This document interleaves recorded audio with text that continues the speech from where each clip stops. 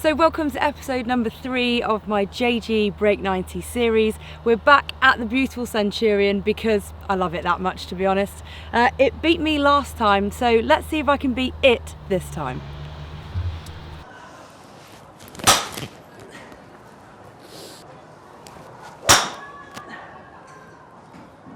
Yes! And again, pretty good. Okay, come on, let's get that jacket on because it'll be cold and have a little look.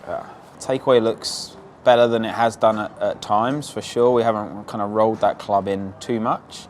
I think, again, we might just start looking at how level to the ground that goes. Yeah, we'd like to start to see that moving up and not quite as flat. Again, I have some questions there on how much you've rotated. Yeah. I don't think there's an awful lot of turn to that. No. I think there's a lot of arm kind of travel.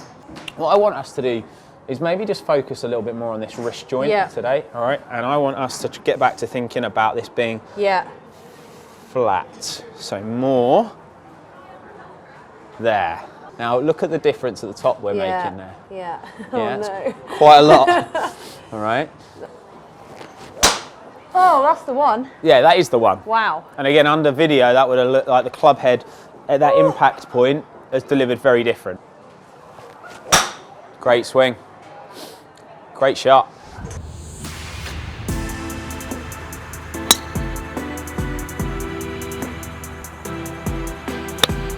Oh, could that have been any more perfect?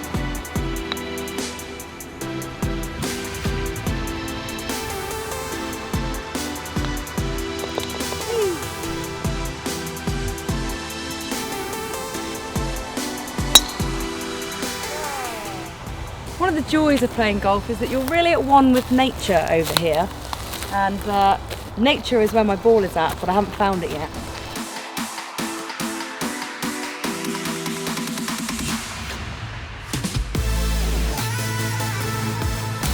There it is.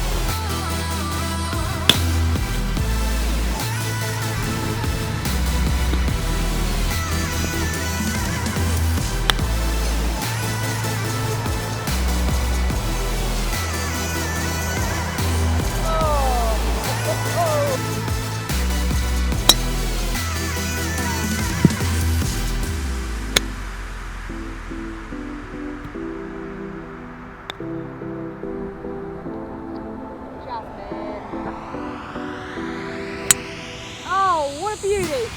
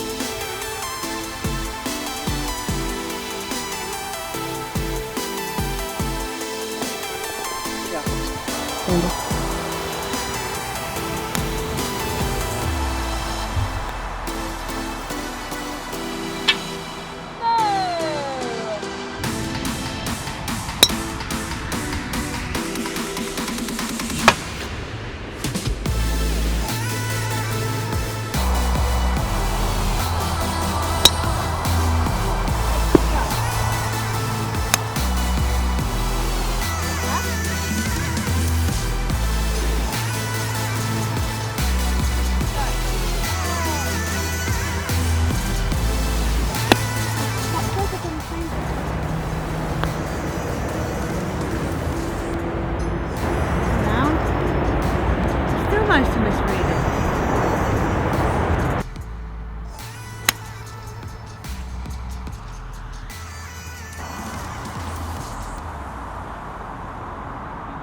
Go, go! Yes! Yes! Oh, I'm so chuffed at that. So I think it's safe to say that the positives of my round have definitely been putting. I'm delighted with that one on the last hole, especially with a little bit of an audience. Driving's been pretty good as well. I think what's let me down a bit today has been fairway shots. Definitely the little chips onto the green. I've thinned a few of them, and I think that's more of a confidence thing because I'm worried that I'm going to thin them and then I end up thinning them. So where's the logic in that? But yeah, lots of positives to take from today. I'm delighted with my round.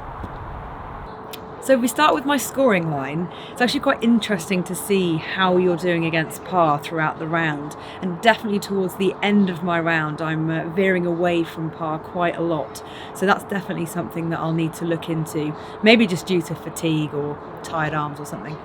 So looking at score distribution, 9 of my 18 holes were bogeys, which I am delighted with. That's a stat that I'd like to maintain and better if I can.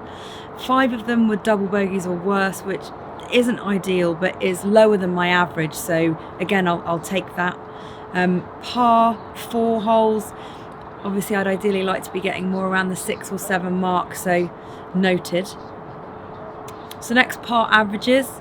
So actually pretty much identical to last time, 3.8 averaging on par 3s. I actually got mostly pars on the 3s today, but there were just a couple I think where I just went over the back and I couldn't chip on, again chipping causing me problems. Par 4s, 5.2, again that's not too bad. 6.1 on my par 5, so again pretty much averaging bogeys on those, so if I can hit the green on the par 3s and work on my chipping, I think I'll be good.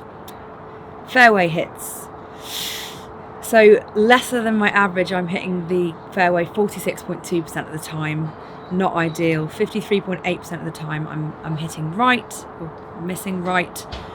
It's just that slice, when it comes out it is really aggressive and there's no chance of me finding that ball, so slice, work on the slice.